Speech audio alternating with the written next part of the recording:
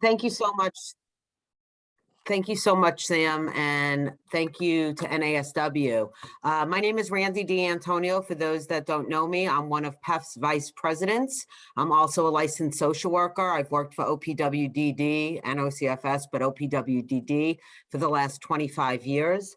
I've been in LMSW2 that entire time, and frankly, the issues around LMSWs and pay have always been of concern.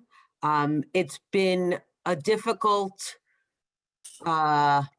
situation because in many instances around New York State was a very competitive employer for social workers for many, many, many, many years. And when you compared our salaries to the private sector, we were not in a position where we could meet the criteria to try to get upgrades, despite knowing full well that the work we did and the degrees we had and the credentialing we were required to meet certainly met that criteria.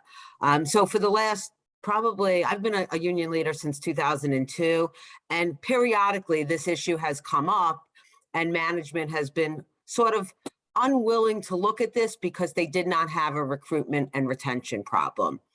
Now, as we've seen, PEF represents 3,000 titles. So as we saw back in May, that after a decade of fighting around nurses and healthcare titles, we were able to get some salary increases for those titles. It frankly took COVID and a global pandemic to show that we were in a serious crisis, but it had been an ongoing battle. I will say this, we are at a crossroads for social workers. We have an opportunity here where the union fought for a pay equity study back in 2019. The results just came out. Social workers are on the list of titles they consider, quote, devalued, meaning they're either female, minority dominated, lower paid than comparable titles, and starting to see shortages because of a lot of the issues and variables around COVID, where people could work from home, do telehealth, and do other things that made their work-life balance better, as well as, reduce some of the costs of travel, commuting, parking, all of those things. So here we are today. The statewide officers heard loud and clear from many social workers over the last few months that this was an issue they really wanted some help with.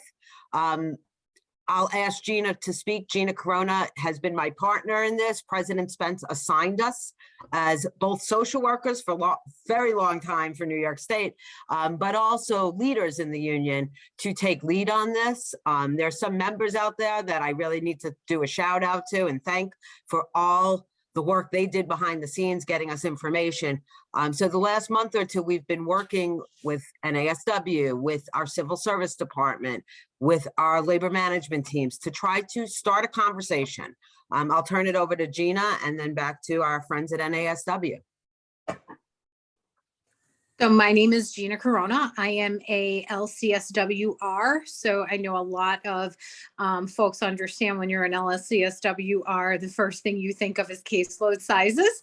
So in about 2018, I started a dialogue with NASW. And from that, it was a conversation about our ethical obligation to provide quality and ethical services to our patients and the position we had been put in. And that conversation took a while, but it took off. And I asked VP D'Antonio to join me in this because it is so important. I think we as social workers are so, we do everything. And people take advantage of that, and they don't understand that the work that we do can, be anything from casework to, in the moment crisis, and the decisions that we make are so critical. That conversation that I've been having with my local members then was able to be had at the chapter level. And the ability to have ears hear what we had to say was just overwhelming.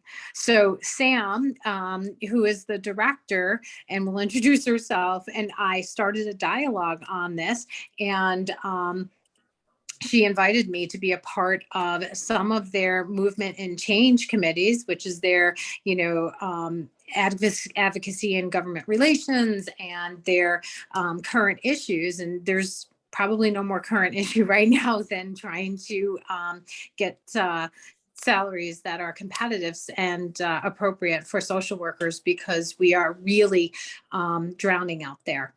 I am a union leader, have been a union leader since 2014. I am the current Region 4 coordinator. I work at Hutchings Psychiatric Center in their outpatient clinic. I currently serve on the 2 committees over at NASW and several committees through PEF, including the OMH committee, where we've been able to have this conversation with the leadership in central office. I appreciate that, everyone. If you're a part of our group, our PEF social worker group on social media, it's great, because I think it's really enhanced our dialogue and our movement. And I won't take a ton of time, but I look forward to the work that we can do together to support each other and make this happen. Anyway, Sam.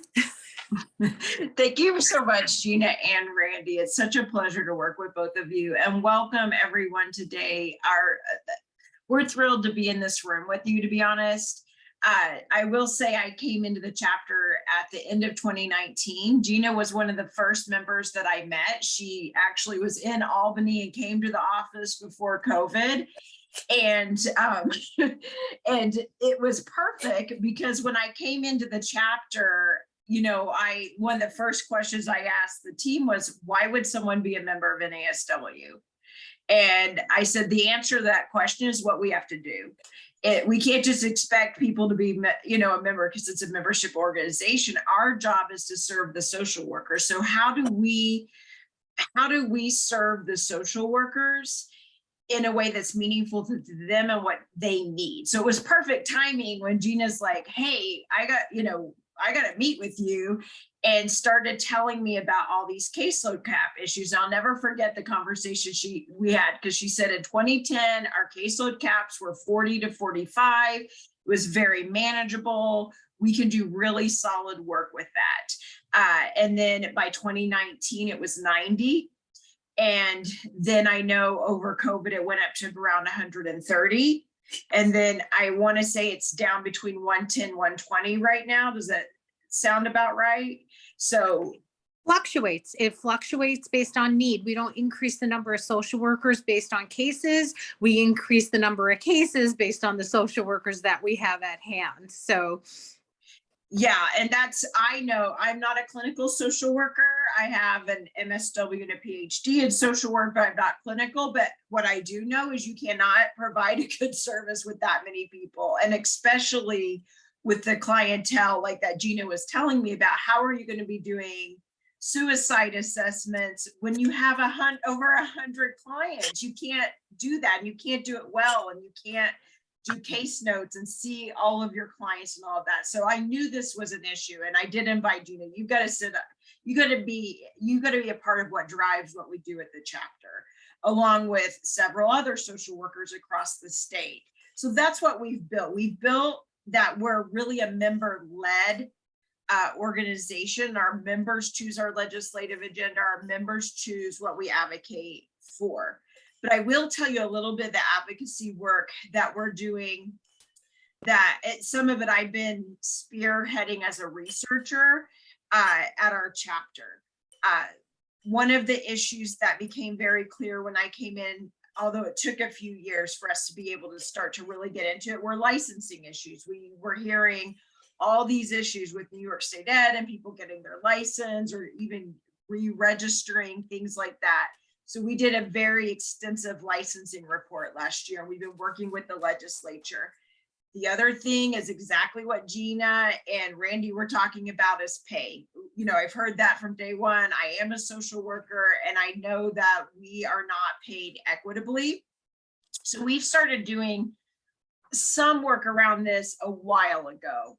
One of the things that I did, I was working with a few of the members who had found this newspaper article from New Zealand, where New Zealand successfully, the social workers at New Zealand successfully did research to what they were saying is what we were just talking about, what New York State did with their last report, was they said social workers are not being paid an equitable wage, primarily because it's a female-driven field and with the gender pay wage. So they did a whole country study of looking at their social workers, and they developed the scope of practice and the skill set needed to be a social worker, and they compared it to male-dominated jobs. And we were the closest to, I think it's kind of cool, to police detectives. There was another unit in the police station that we were the closest to, and air traffic controllers. So think like crisis management type work. And those were all male-dominated fields. So in New Zealand, they were able to get a 30% pay increase for social workers across the board. I'm actually still working with them on a lot of different issues and learning from what they did. But we were like this year in February, this year, we have a capital action day. This is member driven. So our members choose that legislative agenda, and then we have a capital action day where we meet with the legislators and go over our agenda.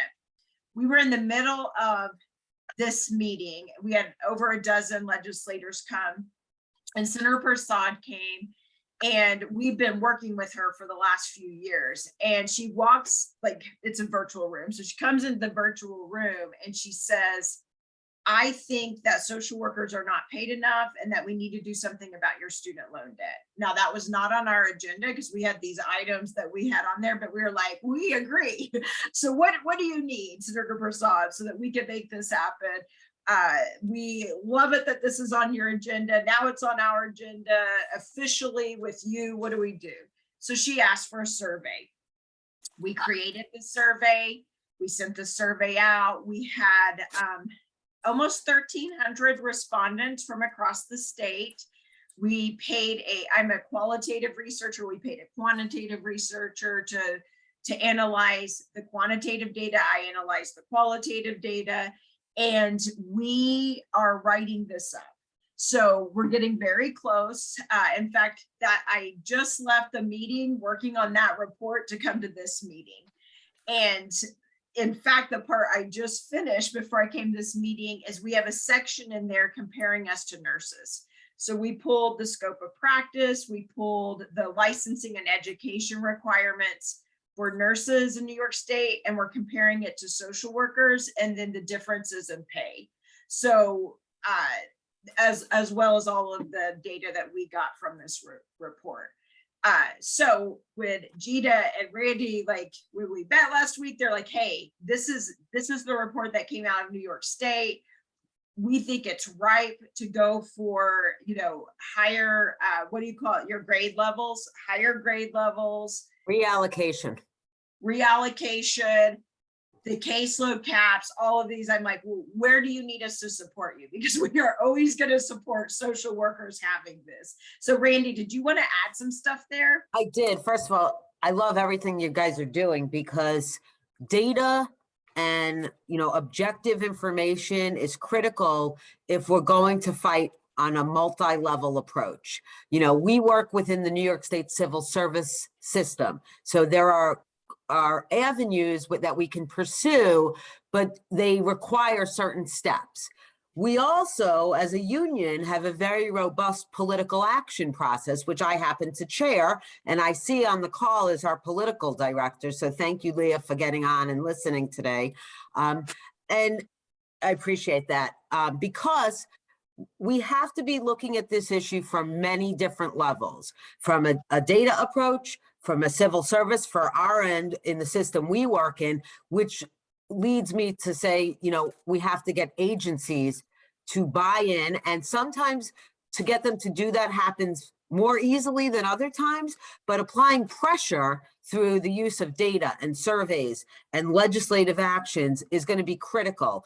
And I know right now Leah has been going back and forth with Senator Prasad, as well as the chair of mental health, Senator Brook, who's actually up in my area, to schedule a date so the principals here can have a more robust conversation about this.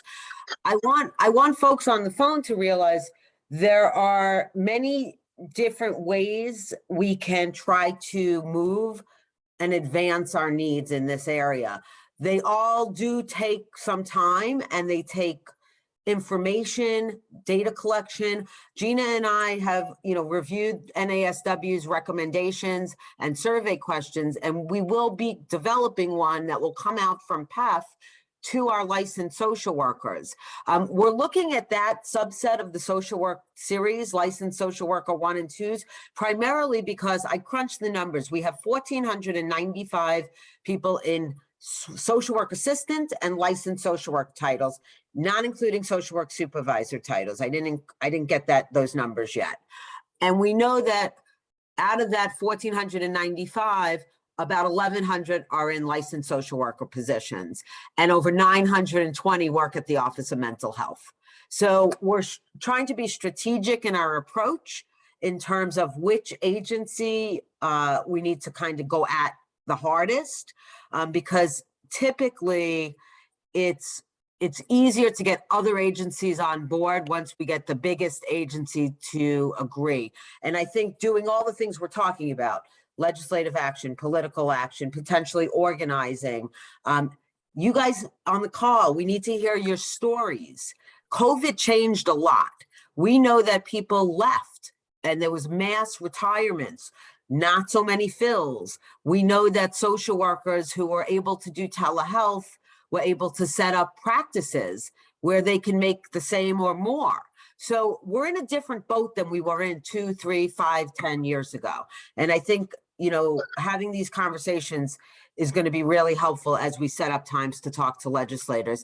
Now, budget comes out, the legislative session doesn't start till the spring, but there's no reason we can't start those conversations sooner. The pay equity study that I referenced, the civil service is hiring someone to evaluate those salary grades that have been looked at as devalued. Again, those things, they have somebody identified or a consulting firm. Those things will take, they're saying, upwards of a year. But those are all the things that are sort of the moving parts right now. I love that you're putting a narrative part so they can share their narrative of what's going on, because you need that.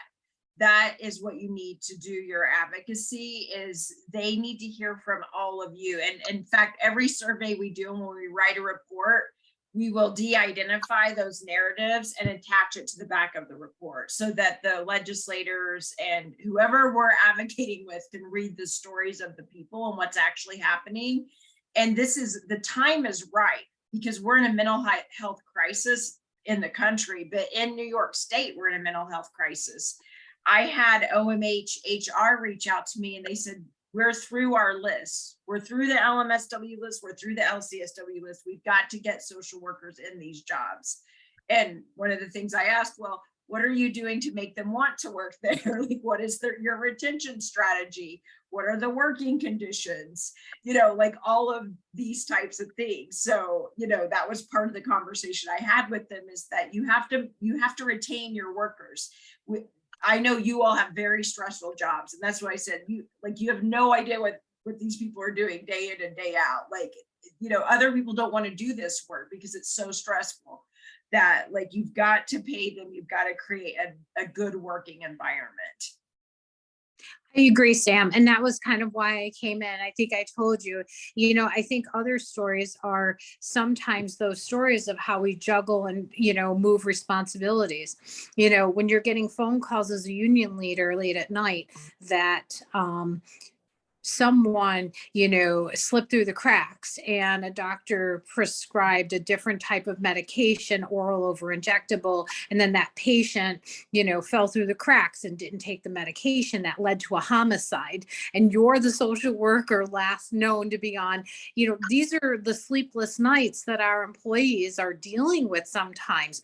And it's not uncommon. People would think that that's uncommon, but it's not.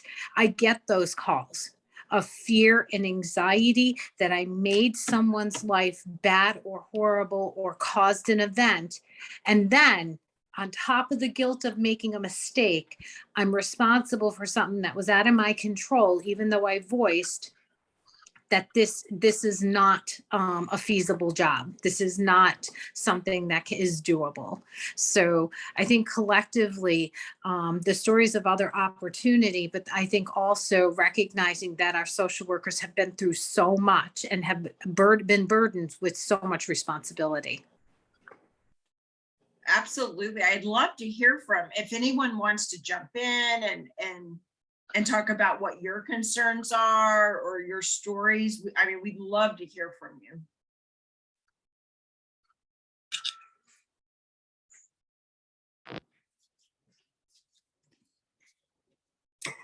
Folks, if you're not comfortable speaking up, you can put questions in the chat that we can answer if you're more at ease doing that.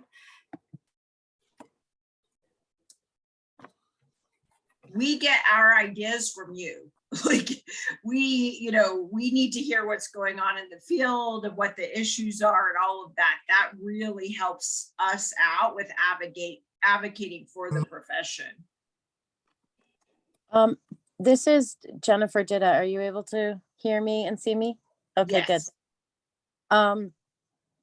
I am happy to say I don't deal with crisis situations so much. But one of the things that we're doing at OPWDD is completing adaptive assessments, which the psychologists sign off on. So we are taking the time to complete the assessments. We're writing up the evaluations. It's a significant amount of time. And they just sign it. I mean, they review it, of course, and they provide their feedback. It's just that, you know, our salaries are significantly different. So that's one of my concerns. Can you tell me a little bit? So you do the adaptive assessment, or is this a LMSW or LCSW level? LMSW 2. And so you do the full assessment, but it's almost like they sign off and get the credit for doing it. Yes, correct. Sorry. That's okay. Can anybody hear me? Now we can. Yes. Okay. Yes, we can hear you. Excellent. So thank you, Jenny, for saying what you just said. My name is Tammie, and I'm also a social worker at OPWDD. Years ago, I was doing the adaptive assessments as well. I'm an LCSWR, so nobody had to sign off on anything that I wrote. For the past 8 years, I've been, again, an LMSW2, working as a forensic liaison, which is everybody else in the state is a Psych 2 that does my same job. And the region that I work with has the most forensic cases. I do the most, but yet I'm an LMSW2 without any possibility of moving up. So what I've kind of been forced to do is leave this position to go to a DDPS 1 position to try to get some upward mobility for me. And I love my job. It's not like it takes a unique individual to work forensics. And it's very frustrating because I have tried and tried and tried, and I'm just not getting anywhere. And then, so I have resigned my position, and they're taking my position and making it, again, a grade 23 Psych 2 position. Now, grade 23 Psych 2 people do not need a New York State license to do what they do. But I, as a grade 20, and everybody else who's a grade 20 on this call, needs a license and has continuing education credits and requirements that need to be kept up with. So it's really, Tammie, I'm really so glad. I'm so glad you are pointing that out, because that has been pretty consistent in the office that I worked in as well. During COVID, I took on all of the responsibilities, sitting on all the cross-system calls with other deputy directors and directors of other O agencies as a social worker. So it's kind of illustrating our point here related to the level of work that we are expected to do. So, yeah, so I just want to tell you guys, I worked 15 years as the social worker for forensics at Finger Lakes, and everything you're saying is exactly accurate. We sit next to people, some of whom we are dear colleagues with, who do the exact same job, but are based on civil service salary grade determinations that happened 30 years ago, are paid more than we are. And in fact, our work typically doesn't have to be signed off on because we're licensed and credentialed by the state, but theirs does. So that is it required? the term reallocation comes in. It is if you're signing off on billing for Article 16 for them to sign off. So reallocation, I just want people to understand what the title is. And this really is to the crux of, I think, where our advocacy, at least on the civil service agency side, and potentially with legislators, needs to come. A reallocation is to change the salary grade with no change in title. We're still LMSWs or LCSWs when there is evidence that a class is undervalued in relation to similar positions in state services based on objective characteristics such as duties, responsibilities, and minimum qualifications, which are usually education or experience. And so when you look at our title compared to the Psych 2 titles, they are the most closely likely to be comparable to meet the criteria that we have to meet. Absolutely. That argument. So I think, to the point those ladies made, it's absolutely accurate. In the OPW system, about 2020, a white paper was done by our members out in the Western New York area. Half of the social workers work doing more systemic type of stuff versus more clinical stuff. OMH, it's primarily more clinical, complex clinical work. So, there's different pieces if we're going to put a proposal together that have to morph those responsibilities in a way that makes sense to people. But absolutely what they said is really the crux of it on the OPW end. On the OMH end, I think it's very similar in that many of the duties are comparable, but I'll let them speak for themselves. Hey, this is Elaine. Can you hear me? Yes. Okay, so I'd like to point out that the LCSWs far exceed the Psych 2s. The Psych 2s, all they need to have is 2 years of experience and a master's in psychology with no license. And that 2 years of experience can be signed off by an LCSW who's a grade 20. And the second, this new psych graduate with a master's degree and no license gets 2 years of being supervised by an LCSW, they become a 23, and the person who supervised them tops out at a 20. So it's extremely frustrating, but the thing is that we don't do the same job as the Psych 2s. We exceed what they do because we're licensed, certified, and can build. And in the outpatient clinic, at least in Creedmoor, in our outpatient clinic, the psychologists and the social workers do exactly the same job. The psychologists don't even do behavior plans, and maybe they do a psych testing once a year. That's it. Otherwise, they do the exact same job, and they get paid double what an LCSW gets paid, double. So it is really hard to talk about retention when that is going on. And, my workers are extremely frustrated. Plus, in the New York City region, social workers are starting right now without a license, just out of school, a pending license at $75,000, and we're starting them at 61. that's why we can't get workers. We can't fill spots. The social workers who are still at Creedmoor, they are so exhausted. They are so frustrated. They are doing 3 jobs because we can't fill positions.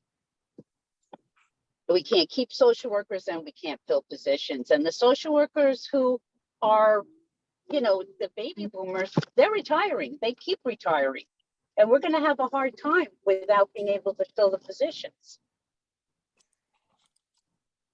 These are the stories you have to take to the legislators. Brandy and Gina, when you meet with the legislators, because this is like the way everyone on this call is explaining it, there's nowhere near common sense in this. There isn't. And when people leave, they just distribute the caseload amongst who's left. And it just keeps building and building. And then what happens is when people, because we care and we try to do the best we can, they go, look, they're doing great. So it's absorbed. Randy, you look like you want to say something. Sorry. I want to answer the question that's in the chat that came up, if that's okay with everyone. Yeah.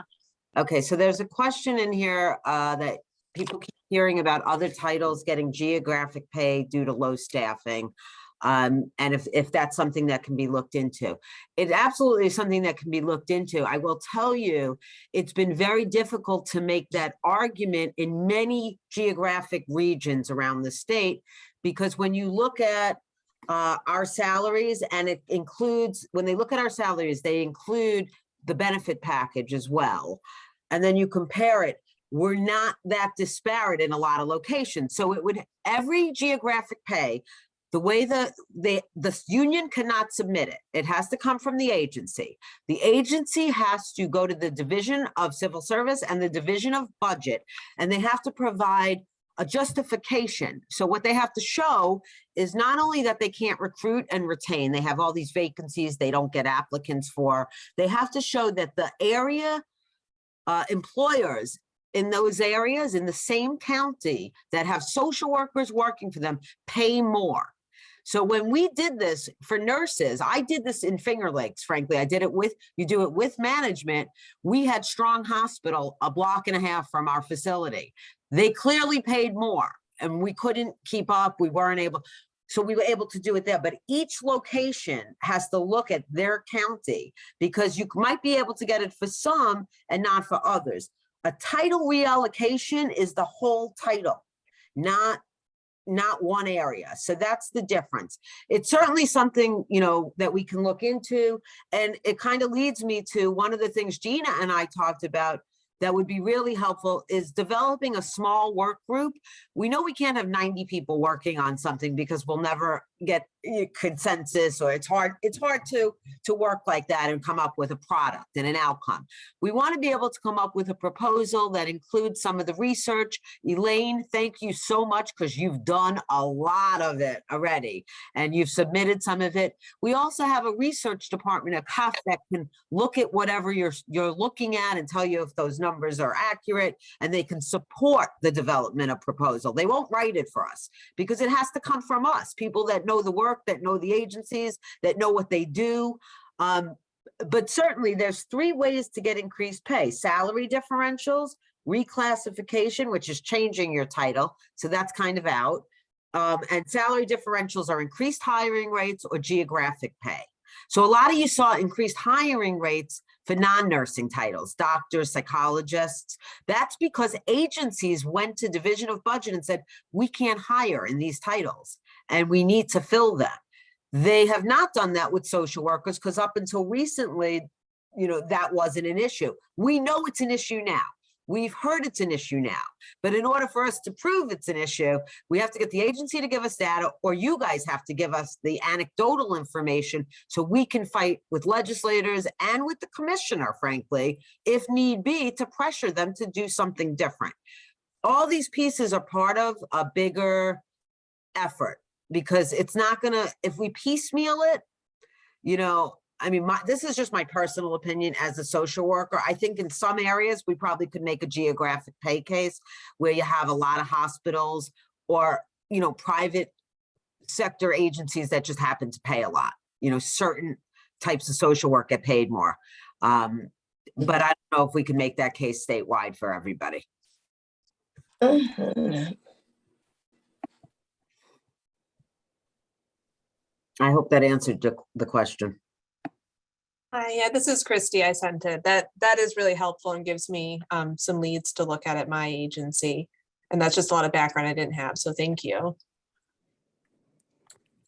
I was very surprised to find out that even at my own facility, they're telling us that we're at full complement at social work titles, which was very surprising because at least a month and a half ago, I was telling Sam, we can't even hire. So thank you, because I think Sam actually sent some folks off the list, but other areas are definitely struggling by far.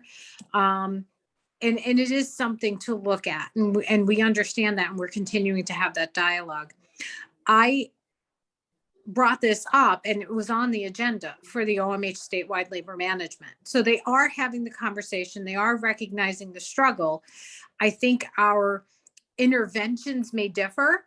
And so we agreed that we would continue to have the dialogue to look at how do we look at the recruitment as well as the retention, whether it's salary, whether it's increased for, and we know not every social worker can telecommute, but maybe it's telecommuting, maybe it's, what are the things? Is it caseload sizes? Maybe we need more social workers, less cases, right? So if my salary doesn't go up, at least I'm not going home with the burned out worry of what did I miss, right? It's a job I can complete.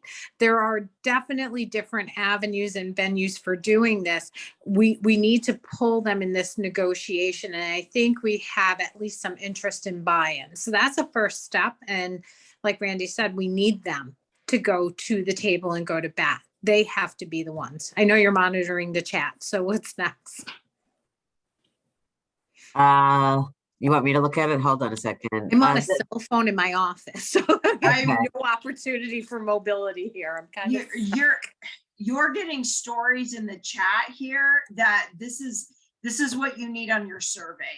So, Jennifer is talking about being an LCSW2 at OMH, and she's doing the same work as the coordinator of intensive case management services at grade 25.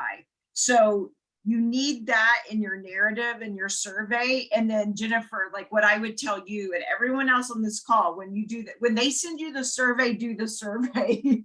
Take your time and do the survey, because this is the data. But what you would want to put in there is what you're doing that's the same. So, right, like under this title or grade 25, they do A, B, and C. In my current position, I am also doing A, B, and C. So like list that. And then I think also list the emotions that we're hearing here. This is very frustrating. I've thought about looking for another job because I know I'm undervalued and underpaid. Like, why am I doing the same amount of work as a grade that's five ahead of me? That type of thing. Christy said part of the frustration is OPWDD isn't hiring social workers and state ops, therefore there cannot be a shortage. What does that mean? Does that mean that they, on paper, it doesn't look like there's a shortage because the state plays games with numbers. So you have budgeted allocated fills, and then you have actual fills, and then something in between is the truth.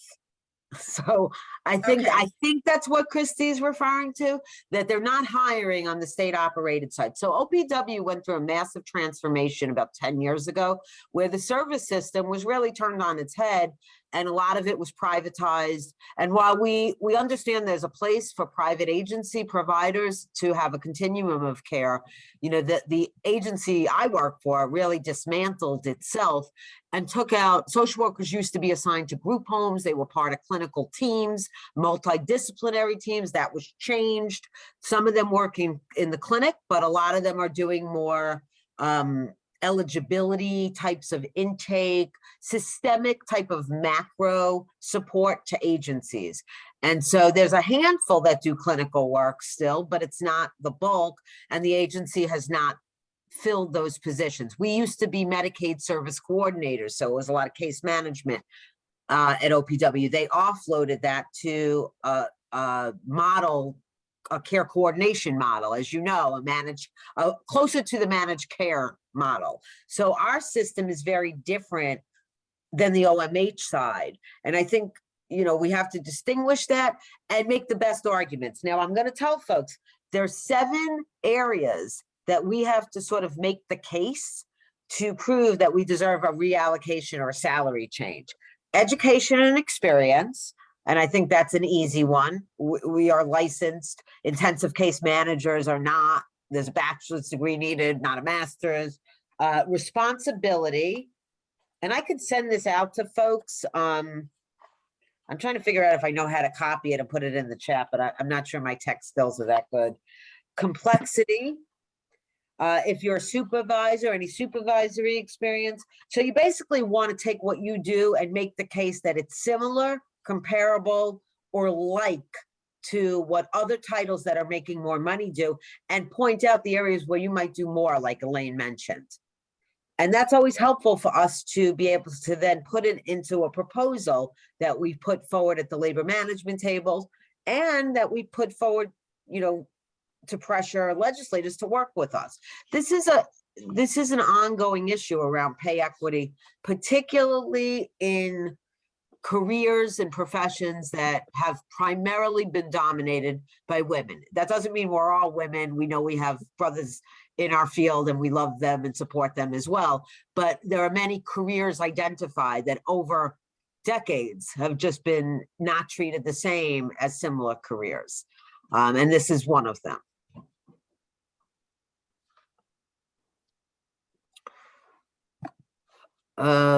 Okay, yes, the next question. So, and I know I've shared this with Sam, the new hires fall into tier 6, the pension system is very different. So New York State on many levels, not just for social workers, has stopped being a competitive employer. I mean, I started on tier 4.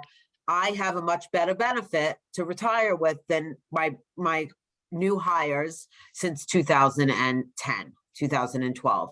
Now, for the first time since since 12 years ago, we've been able to crack the door open and get changes to the pension system. So 2 major things changed. We have like 5 more that are on the list that we want to change. PEF has worked with in a collaborative effort with multiple unions. This doesn't affect just PEF, it affects CSEA, UUP, the city municipal unions, all the teachers, you know, the fire and police. So we pressured them to reduce the vesting period from 10 years to 5 years. So if 5 years you have a benefit, while it's a small one, every year you're in, it goes up. The other thing that changed, and for many folks, this impacts them, they were with tier 6, if you earn more money, you have to pay more of a contribution into the pension system. That's different than every other tier, which is a percentage. It's, you know what you're paying. It doesn't go up based on overtime. We were able to get them to pull the overtime pay out, particularly during the 2020 to 2024, where COVID magnified and mandated people come to work at much more extensive hours than they were normally working, and we didn't want them penalized for it. So those were the 2 things. There's a lot more to do to fix tier 6. And so that's part of our Fund Our Future campaign. And I know I shared that with you, Sam, which is a very broad campaign to rebuild public services, to rebuild staffing, to make sure that we're taking care of our most vulnerable citizens. And this is a piece of it. If we don't have social workers, you know, and we don't have people coming into the field because the field is no longer competitive or it doesn't treat people well, we have a much bigger discussion and problem on our hand. And that's where the partnership is with NASW and PEF and with our legislators. It's a broader discussion than just pay is, we know pay is critical, you know, that's a large piece of it. But there's also other pieces to the puzzle that we have to highlight. And we hopefully will get some of those pieces through our outreach to all of you. If you have friends, colleagues in social worker titles that don't get PEF emails, make sure they sign up. They're not getting information. They're not getting their voice heard then. So the survey is going to be the next step. and then meeting with our legislators, and we're hoping NASW, we gave you guys some dates. We're waiting to hear back from the senators. Yeah, and they know us. The people you're meeting with, they know who we are. We're on the scene, and of course, we're going to support social workers at PEF. Like that, we're going to support everything you're talking about. And essentially, it's painting this picture to the legislators, and the legislators that you're talking about meeting with. They know we're in a crisis. We are in a crisis, so I feel like you have the upper hand right now. PEF has the upper hand in these conversations because what the state needs are workers. They need workers to work with the public, and you have that answer, right? Like you're the ones that are like, well, we have the workers, but the workers aren't happy and the workers are threatening to leave. So you're going to be in a worse crisis than you were, before COVID even started, because you have to treat us like people. Like, come on, we're not asking, you all are not coming out with some crazy asks here. You're literally asking, like, allow us to do our job well. Allow us to not have, these soul crushing caseloads where we can't sleep at night and we're always concerned. Allow us the dignity to be paid what we're earning. If we're doing the same job as a grade 23, a grade 25, pay us at a grade 23, a grade 25. You need us, right? Give us the benefits. Fix the tier 6 problems.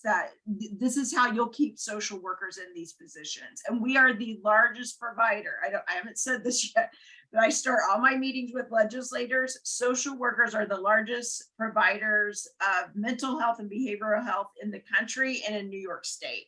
There are 62,000 licensed social workers compared to much smaller, like 15,000 with psychologists, I think 10,000 with mental health counselors, and then it gets lower from there. Sam, how many are in New York State? About 7,000? In New York, which part? And Licensed social workers in the state. Working in the state? Working and licensed in New York State. 62,000. In this state alone. In this state alone, 62,000. Oh, I thought you said 6,200. Wow, awesome. No, 62,000. In fact, when I'm working with New Zealand, they have 10,000 registered social workers. They're like, oh, this is a much bigger scale in New York. I was like, yeah, it might be a little bigger than the whole country of New Zealand. But yeah, we have 62,000 licensed social workers. I just wanted to acknowledge, thank you, Sam. I just wanted to acknowledge Elaine's comment. Yeah, we're the only facility that, or agency probably, or group of people that has to update a core history every single year and gets an alert on it without there being a prompt for a change, and has had the paperwork revised 3 or 4 times during COVID. So it's very cumbersome and it's very repetitive. Yes, and actually those are the challenges that they use and then hold against us when we don't get to it. So I appreciate where you're coming from, Elaine. And Gina, can you hear me? Yes. This is Maizie Shaw. I'm also LCSW working in mental health. I just wanted to say, like, when someone from OPWDD talked about doing their paperwork and then having the psychologist sign off on it, or psychiatrist. We do a lot of paperwork like that, including like if we have someone who's CPL and we have to do the quarterly reports for these individuals, and then our name doesn't even, we don't get to sign our name. The doctor signed the form. So, but we have to do the report. In addition, there's things that come from Access CNY when they want us to do vocational paperwork that comes to the social workers. We have to fill it out and then get the prescriber to sign off on it. There are so many forms that we have to fill out. We do all of the paperwork for Job Plus. Anything that comes in for that, the monthly reports on people, quarterly or annual reports for, you know, Jobs Plus. I mean, you know, social workers pretty much get all of the paperwork to do, and everyone else gets to sign off on it. So again, us not getting, you know, identified as the individuals who are doing it. So that's a whole lot of paperwork that people probably aren't even aware that we do, because it doesn't even have our signatures on it. Good point, Maizie, good point. That's a huge point. And I'm wondering if there's even something that could be added to the forms that say prepared by or written by and then approved by. Yes. So like that the social worker's name would be on there, that you know, the social worker wrote the report, the doctor, whoever approved the report. Approved it, right. Yeah. That would make us feel a lot better knowing that people realize that that is what we're doing and not everyone else taking credit for our work. And how much labor is not being counted with that? That's, I mean, that's my other concern is like, that is sometimes a common practice, although it shouldn't be a common practice. So like, so how do we write it? So like with all these problems, how do we address it? And I mean, that's such an easy fix. Approved by, you know, and prepared by and approved by. And approved by, right. That would be wonderful. Yeah, because that's a lot of time. I mean, because you're talking about this with each client, and if your client loads are over 100, how do you have time? Mm-hmm. How do you all have time to do this? Yep. Yeah, I don't know where that can be added, Randy, like in your list there, but I think we need to address this because again, this goes to the grade and all that you're doing work that's not being counted. We can also add this to our labor management discussion on, because one of the things our central office likes to bring up is we have the perfect number of social workers for the amount of productivity hours that we generate. And this would be a non-productivity hour task. Yes. Right, Maizie? Oh, So, yes. And believe me, I keep track of all of them. I've had them through all the years that I've been here. I keep track of the non-productive hours. Yep. So This is for the discussion. Put it on the survey, Maizie. You've kept track of. So how many hours are you all doing every week, every month that are not being counted? Mm-hmm. Yeah, and I read there's not an incentive for LCSW because that's not an option. I'm guessing through OP. Oh no, OMH.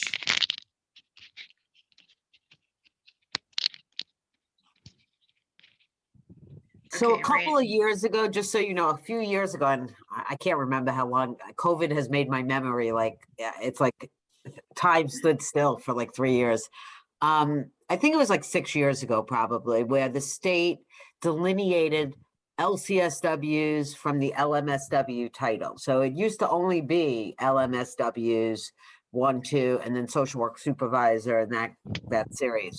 They changed it, and primarily OMH took on the LCSW title, and OPW maintained the LMSW title. For some of the reasons I mentioned earlier. So those conversations continue. I'm looking at Elaine's.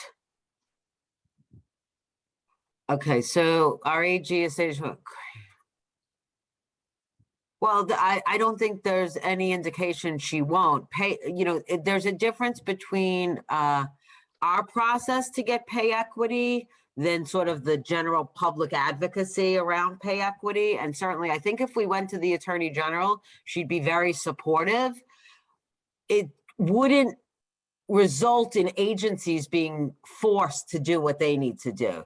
So I think, we certainly, and Leah's still on the call, I think we have an ally in Letitia James, and I think we certainly can work with her on pay equity issues. And you know, these conversations we're happy to do so. Leah, are you still on?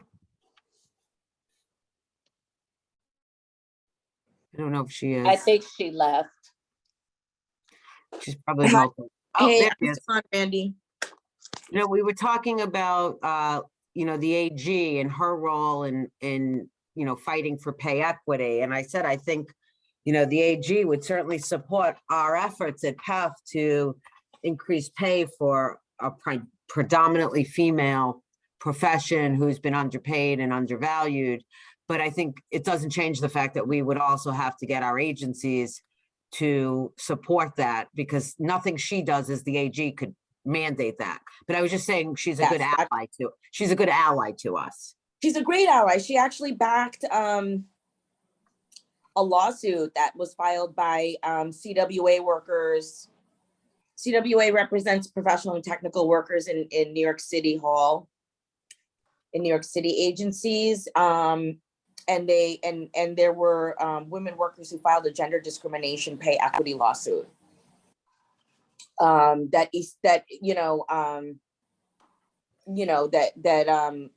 Tish James essentially, they ended up settling it during the de Blasio administration when Bill de Blasio was still mayor. But it was really with a lot of assistance from Tish James and really keeping it on the forefront. It was filed during the Bloomberg years when Mike Bloomberg was still mayor of New York City. And I think that's when the disparities became, much larger and more stark. Yeah, I think, you know, the work we do moving forward with the senators and Senator Prasad, you know, she's the chair of the Social Services Committee, and Senator Brooke is the chair of the Mental Health Committee. Developmental disabilities is Senator Mannion. You know, hopefully he'll succeed in his race. He's been a champion, you know, for many of the issues that we're facing. But those are all conversations, and you know, the good thing is PEF has really good relationships with a lot of these folks where we can pick up the phone and say, hey, we're working on these things. You know, what do you think? Can you support us? Can you help us with this? And Leah in particular, you know, I think has already done some outreach on this issue. You know, so we're hopeful that we're going to have a very good response from our legislators, but we're going to need information that's, you know, up to date, gives us sort of, not for lack of a better term, ammunition. And I think there's going to be legislators that we have alliances with that are going to be very helpful. Tish James is one of them. The other one, frankly, is going to be Senator Jackson, Senator Bob Jackson is the chair of the Civil Service and Pension Committee. And Senator Bob Jackson was the director of field services at PEF and a longtime field rep for us for many, many years. He worked for us for several decades. So we have a very good working relationship with him. So all of those factors are again, they're part of a puzzle. None of this happens without work at the grassroots level. You know, we each have a role in this. And I think I always say this, nothing happens if nothing happens, right? You know, if we do nothing but talk to each other, we're not going to advance this. So we have to collaborate, organize, and do what social workers do best, agitate when we need to, you know, for justice. And in this case, it's for justice for us. So, you know, I think there's more to come. I want people to realize that we're going to send out a survey. Thank you to NASW for giving us a hand with sort of what direction to go with it. It will come out as I think they usually come out as a PEF on the move. So if your address, your email, or your colleagues' emails are not up to date, you're not going to see it. Please make sure you remind folks to get on the website and update their information so they get it. I'm thinking Gina and I will probably be able to get it out by the end of next week, midweek to the end of next week. Latest the following, we're hopeful for next week. So that's the goal. I'm not sure. I think we're just about 1 o'clock. So I know I have another meeting to head to, and I assume everybody has other work to do. Yes, I think this was great. I'm so excited. I have a better understanding, as I always do, after talking to social workers. And I think we're meeting again tonight at 6 for anyone who can't make this meeting. So we will plan to see you all at 6 o'clock. And I look forward to working with all of you. This is exciting work that we're doing. Thanks, Thanks so everyone. much, Sam. Hey, Sam, could we capture the chat by any chance? So we can, is there a That way to is- do that? Yes, the chat is saved